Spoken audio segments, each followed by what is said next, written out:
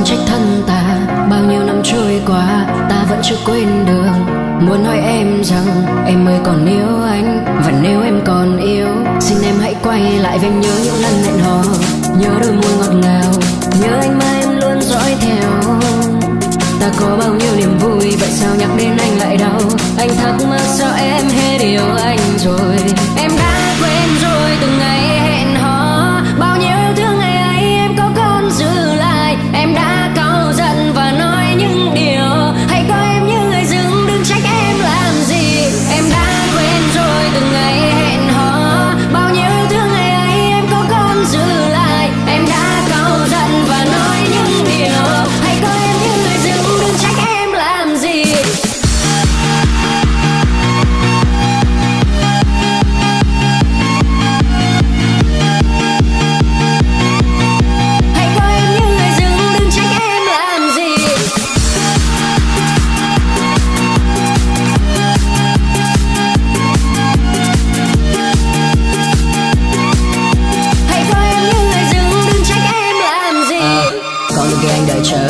Yêu từ kia nào ngờ nhận đau đớn là vì ai. Ngày hôm đó anh có gì là sai. Anh vẫn đợi chờ người trong cơn mê người cười. Ôi những lời ngọt ngào ngày hôm đó là những lời giả tạo. Vì tôi vẫn yêu người thiết tha, vẫn nhớ nỗi đau cắt ra, vẫn còn mơ còn mong và vẫn giữ tình yêu ở trong lòng.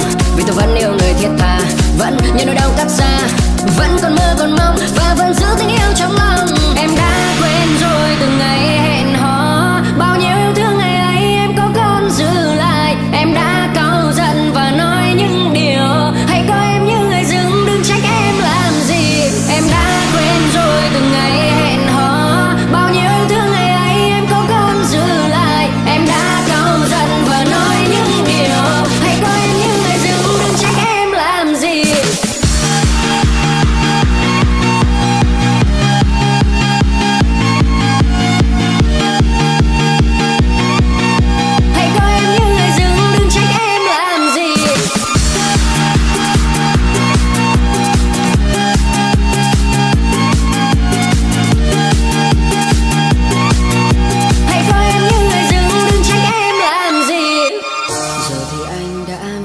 Giấc mơ xa vời,